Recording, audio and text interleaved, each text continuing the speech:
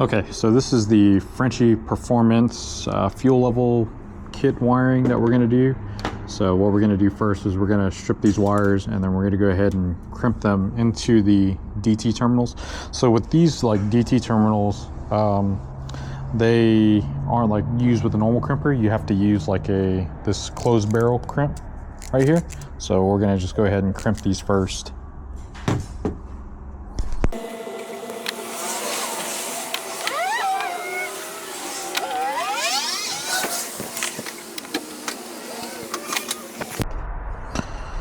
So on the resistance style sensors, polarity actually doesn't matter, but just to make things a little bit neater, I'm going to go ahead and just follow along with what they've already done, just to make things a bit simpler. So what we're going to do now is we're just going to assemble or we're not going to put it in the tank, but what we're going to do is just simply wire it up, and that way we can go ahead and test it. So on the kit, or on the fuel level, one side is grounded and the other side is a signal. Again, polarity does not matter on this unit here at all. So I'm going to go ahead and struggle to crimp this wire. So we'll go ahead and we'll just crimp this sucker on. And this crimp is actually extremely large for this wire, so maybe I'll grab a different one. Passes the tug test. Go ahead and strip this other end. And like I said, all we're going to do is test this. And the reason why we're only testing this is because, and not installing it, is because we actually need to fully install the power tune display and calibrate this beforehand. Because unfortunately this level is not as straightforward as one would think. It comes with a different bracket. It's a nice kit, don't get me wrong, but it's also a little bit more work than I anticipated. Not a huge deal though. Okay, so I've deepened the connector. So we know on the fuel pump side that the wire is yellow for fuel level, and its corresponding connector is like this green/blue wire. And what we're going to do is we're just going to ground the fuel level to the chassis really quick using one of these bolts, and then we'll wrap the wire around this end here. And the reason why we're doing it that way is because that we're adding another connector. It's stupid to connect it here. If we leave it here, then it becomes its own serviceable part. Now I'm not sure if that's the correct way to do it, because this stuff has to be attached to the fuel hanger. So that's another reason why I don't want to like hardwire anything in just yet. Okay, so we got the wire kind of jammed in there. We got this grounded. And what I'm going to do is I'm just going to set this to basically like the full position. And we're going to check on the power tune to make sure that we have some type of signal on it. Also, before we move forward, I want to show that I got the high beam indicator and the left and right turn signals working. And then obviously the e-brake elevator is working as well. So there you go. So all that is working. So now we're going to load in a dashboard here. Oops. We're going to load in a dashboard for for the analog inputs now. Goodness.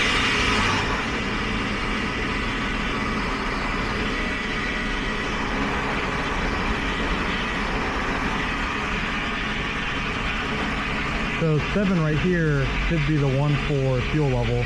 Obviously it's not configured yet, so I'm going to go to try to configure it real quick. Okay, so I moved the level. It's not calibrated yet, so you can see that it says 1 right here. I'm going to go back here and drop the level to full. So we're just going to move this arm really quick here, and 7 should go to 0. As you can see, it went to 0, so that means that our wiring is good. And now all we have to do is just calibrate it. All right, so here's the worksheet for this. Obviously, we're going to enter our values here. We're going to have to measure the ohms here, and then it'll give us the values that we need. It'll calculate the values that we need down here. So I've got this back probed here to the back of the level, and so at this would be the empty mark, we've got 80 ohms, and at the full mark we've got 5 ohms. So full is 5 ohms, empty is 80. Okay, so punching in the data, so at the minimum we had 80, and then at the maximum we had 5, and so these values are what we're supposed to put into the dash here, so 0 and 4900. So we'll see if that's accurate or not. So unfortunately, even with the settings that are done in the power tune display, it's still not right. It's reading inverted, so when it's full it reads basically 0 volts. When it's empty, it shows 1.17, and you can't flip them around, or not that I know of. So I had to post up in the support group to hopefully get an answer for it, to see why we can't get fuel level working.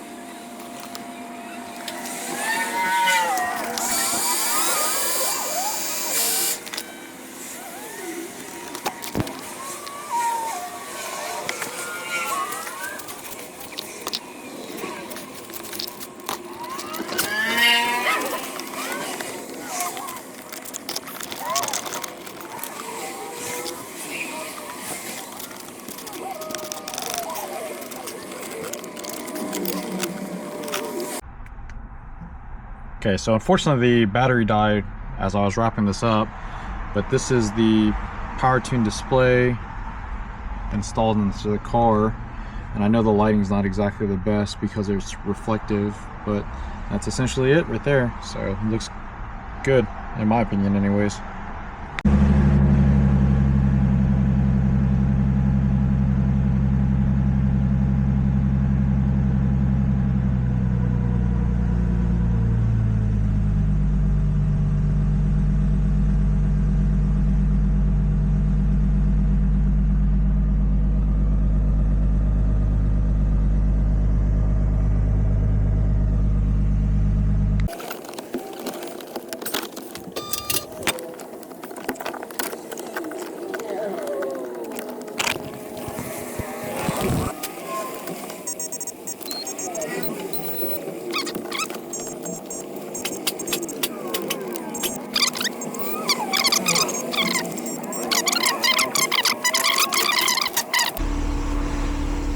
Okay, so one other thing that I want to note, I took the switch out and did some manual testing, just like checking continuity between what pins and what. And so as we stated earlier, white black and yellow black switch to ground when you depress their buttons, and they both share this black wire right here. So I may end up just taking all 3 of these wires and then building a new harness for it, and then just sending it again across to the ECU so we can repurpose it. The only reason why I say to do that would be just in case that you have to switch this wire to like a 5-volt wire for a sensor switch. It'll just make it a lot easier than trying to work with the ground sometimes. So we'll do it there just to give us a little bit of flexibility. All right, so the wiring is done here. Basically I have this light blue wire here. So this is light blue red, goes to the black, which should be like your main switching point. So it'll be ground or 5 volts or whatever. And then these 2 wires are our inputs. The purple wire goes to yellow black, which is the up switch, and the purple white goes to black white, which is the down switch. So right now I have them connected to my multimeter for continuity test, and the way it should work, if I press both buttons, it should go off. So remember that both switches they both connect internally to the main pin wire. So now with the multimeter on both, if you press both at the same time, it works. So if let me unpress up, you see it makes no sound, but when they're together, perfect. So now that's working. I'm gonna go ahead and heat these up really quick here. I'll start routing the wires down, and then it can go across, and then I can finally put the interior back together. Okay, so I went ahead and printed some labels here. So this is for the up latching switch, the down momentary, and then obviously the shared wire here. So I also put a little bit of heat shrink on each one of these just to keep it a little tidy. So I'm going to run this wire up, or the heat shrink on, and then we will run it to the other side. Okay, so the labels are heat shrinked on there. Hopefully that's legible to you guys. I don't know if the screen is clean or not, but it is on. So we're going to start routing everything down, and I'm just going to route it down for now, just because it's kind of late in the day. I'm going to route it down so it's below the dash, and then I'm going to go ahead and put the interior back together finally. All right, the interior is back together. All the screws are in, and everything is home. So the next thing now is to grab this harness here, the one that we just made, throw it into that other side and run it over to the ECU, and then I think we're gonna call it a day after that. So this week has been a complete shit show. Earlier in the week we had some good success.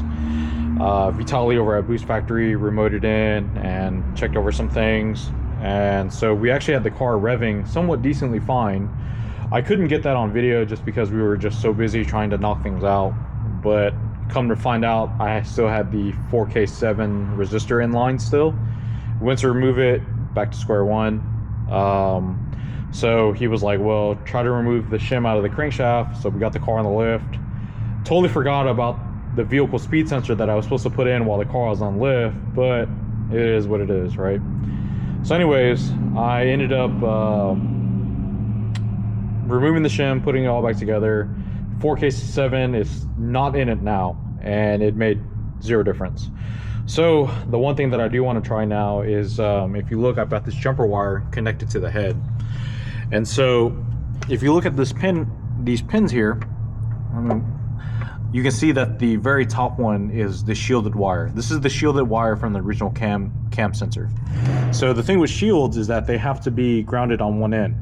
So I've removed it from this side, so now we're away from the factory shield, and it was a pain in the ass to do, but I was able to depin this shield wire, which is this one right here, and then we're going to ground it here. So I'm just going to start the car up and let it come to temp, and then while I'm doing that, I'm going to do some playing around on the power tune display that those guys have also been helping me troubleshoot as well.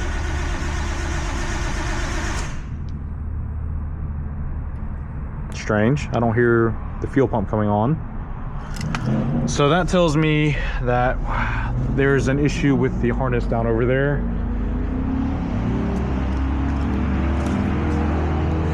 I think ultimately, I really think that this is the issue. I think it's the issue with the harness more so than anything. So as you can see, this is my jumper wire that I made here. So I'm gonna have to put the camera down for a second. So this is the wire that I made here. I basically disconnected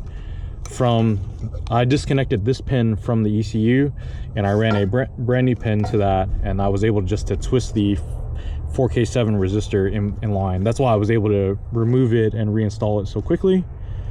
So I'm just going to wrap this around here, but you don't hear the fuel pump, but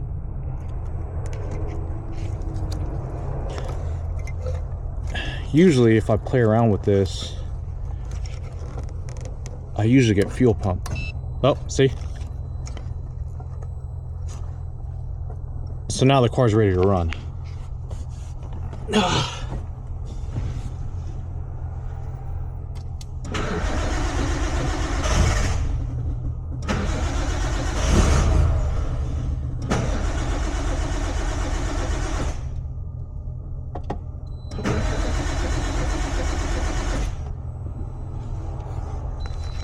Okay, so with the shield grounded, I don't know if you guys can see it in the power tune display, but even though I'm not cranking, RPMs are reading when it should not be. So I cranked it up and it's running now. I think it was just on an E85 cold start, you know, which actually is really good. It's not perfect by any means, but it's actually really good in my opinion. What we're also going to do is I'm going to remove these gauges because we're still doing some troubleshooting on this, and the guys in Australia are going to be up here pretty soon, so I'm going to make some changes here while the car's warming up. So what they want, this, we're going to put this in a text gauge, I think.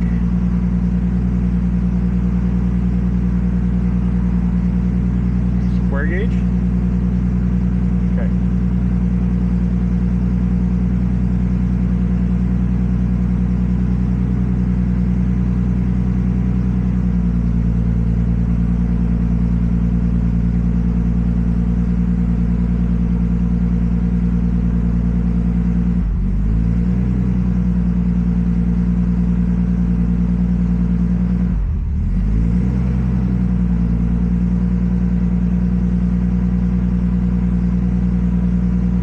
These are the two parameters that they wanted. So I'm going to leave this up, let the car come up to temp, which is idling really weird right now, but I'm just gonna let it come up to temp and then we'll test it again. Okay, so with the car relatively warmed up, I'm going to hit the scope here and see what happens.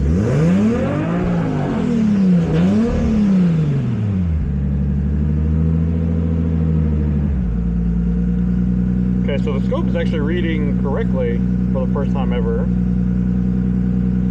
which is really weird to me. Oh, no. So if you look here, it does pick up some errors right here. So that's one. But the good news is that it did rev up higher, which it didn't do before. So what I'm going to do now is just kind of get my gut off this keyboard.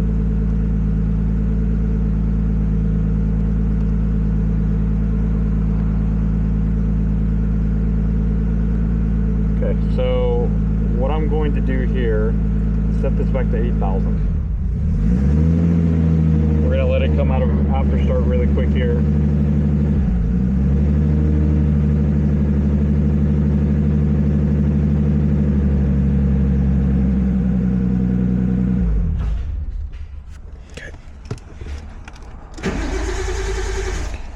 Okay, so I remember with a pull up on the crank, it wouldn't run. So we had to do a pull down for some reason.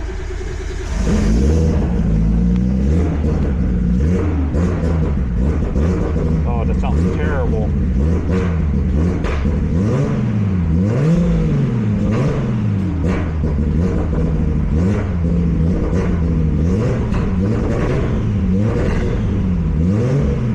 Okay, so we're gonna leave that alone. We're gonna wait for it to come out after start to just get rid of all the arrangements. And so what we're going to try to do is we're going to try to enable the cam sensor so that it's above. And you can already see, well, that was from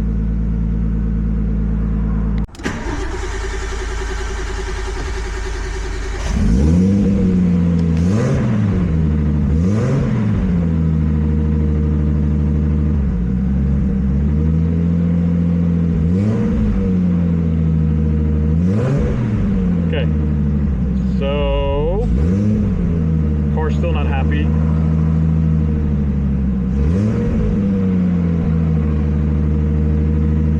And it'll stall randomly. So what we're gonna do now is we're gonna go hit the scope again.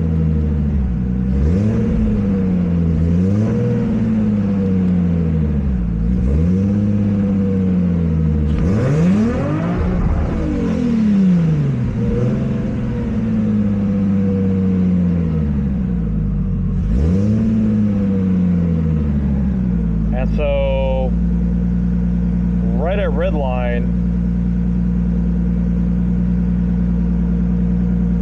and a little bit beforehand, we still have that issue, and then it backfired out of the intake. So the good news is that this highlighted portion is showing 34 teeth where it was only showing 33 before. So you can see here where it says NE. So that's a start. Okay, so let's clear this log all together. We're going to change this to rising to see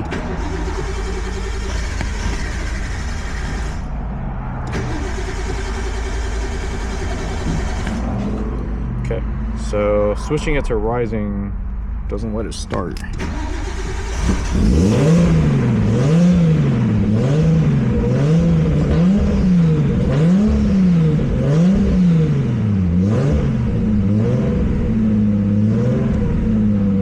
Okay, I'm going to clear this first, or try to rather.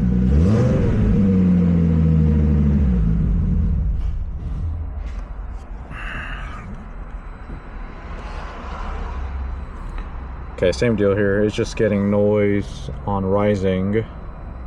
So we're gonna see if we can remove the pull-ups altogether. Remove the pull-up doesn't make it any better. Okay, so let's try.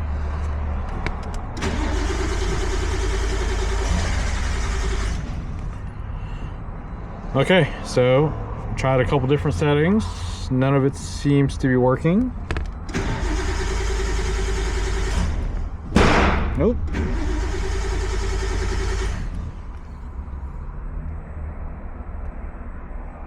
Okay, it's picking up RPM when it shouldn't be.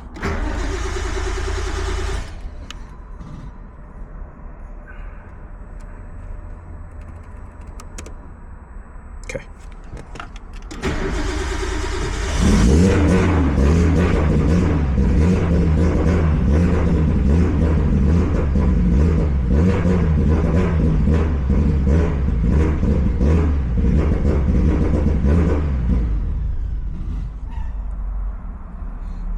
All right, well, none of this is working except for we're getting a shit ton of noise down here. Oh my goodness.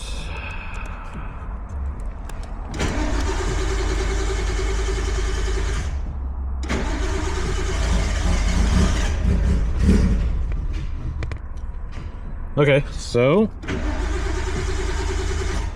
what we do know is that we're still getting a ton of noise from something.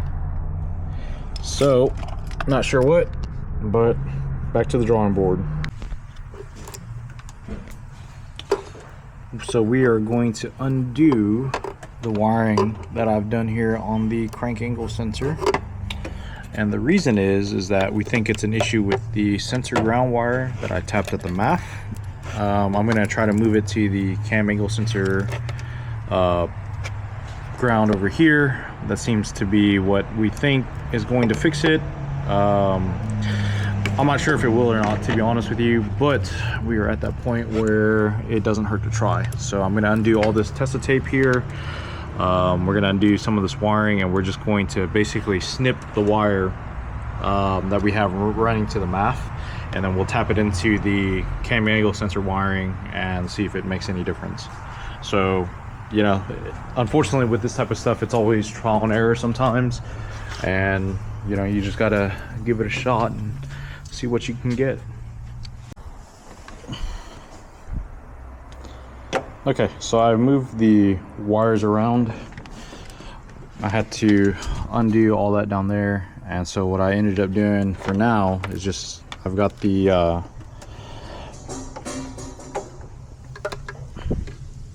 I've got a posi tap on this end and the wire that I stripped from the crank sensor. So what I'm going to do just really quick here is I'm just going to test the ends to make sure that we've got good connection here. And so we've got continuity, that means the posi tap is touching. Resistance is 0.1, so good enough just for testing. So we're going to just plug this back in and give it a shot. Okay, so we have the wiring here is tapped in just for now. Hopefully it's routed away enough from the fan. I might just sacrifice the zip tie just to make sure that it is good and it stays there. All right, so we got the car running. We're gonna let it warm up. I went ahead and zip tied the wire out of the way just to be on the safe side. It's just a zip tie. Yeah, so we'll let it warm up and we'll do some testing. I've already removed the 4K7 resistor out of the equation, so there's no resistor in line. The sensor ground has moved over to the cam angle sensor wiring. We'll see if that works. So moving the ground around made basically no difference. What I've got here is some RF shield tape. I've never actually dealt with this stuff before, so I have seen like this type of stuff and like factory harnesses, and it's just wrapped around. So I'm going to try my best to somehow tape the wire down there with the alternator in the way. Now the problem is that the sensor is extremely close to the alternator here, and we think that's the source of the noise, but I can't get a really good shot at this. You just have to take my word on it. But the sensor is basically right down below here. From this side you should be able to see it. See if I can zoom in on this. So you can see that Allen bolt that's down there. That's actually the head of the sensor there, or what the sensor is being held in by. So the wire, as you can see, is extremely close to the alternator. So we're going to give it a shot, see if we can wrap it up from here without having to take the alternator back off, and then trying it again.